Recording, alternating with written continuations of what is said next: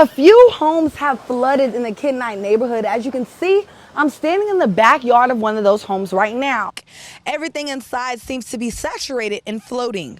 If you take a look at the side of the house, you can tell that this outline gives you an idea that the water was at least knee deep. So I'm here with Makari Neely. She's a cheerleader for the Palatka Panthers. I hear that this is the last game, so how are you going to make this one memorable? Feeding Northeast Florida and the Jacksonville Jaguars have collaborated to find these turkeys a table for the holidays. It's that time of the year again. The Salvation Army is kicking off its Red Kettles campaign.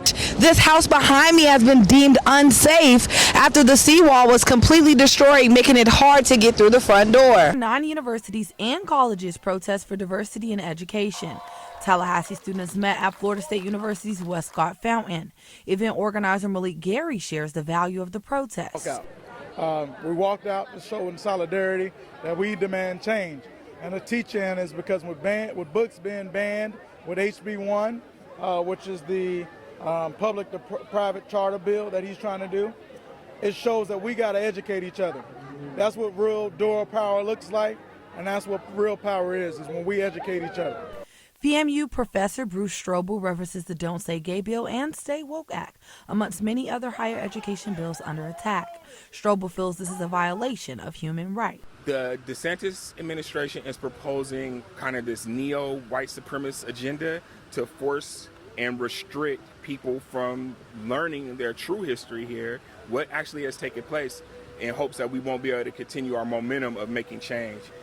According to the Washington Post, roughly 42% of student protests have been proven to be successful. Students and staff persist to ensure that history doesn't repeat itself. Students and faculty have walked out of their classroom and jobs today to stand for freedom against the Ron DeSantis administration and his lack of support of diversity in education. The next legislative session is March 7th, where we could expect more changes. For now, I'm Ariel Drayton, FAMU TV News 20. Multiple cars were left totaled on Edgewood Avenue after a speed race caused 3 people to be ejected from their cars. 911, what's the location yes, of your emergency? I've got a really bad emergency. We've got a bad accident here on Edgewood Avenue North. Oh my God, there's people on the floor. His body's on the floor. This crash left 48-year-old mother Pamela Stone dead on the scene.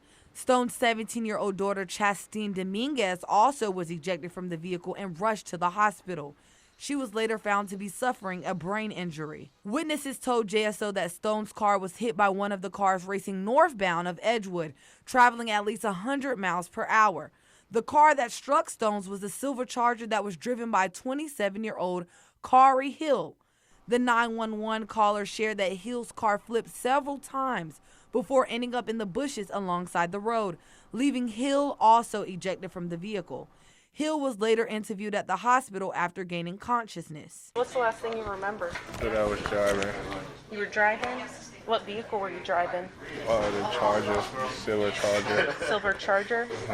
Do you know where you were driving at? What road? I don't remember. The other car that was allegedly racing alongside Hill was being driven by 19-year-old Ethan Rainey. He was read his rights and interviewed by police on scene. I was a good few hundred feet away from the accident when it happened, and if you pull cameras from here, where I'm sure they're everywhere, you'll see.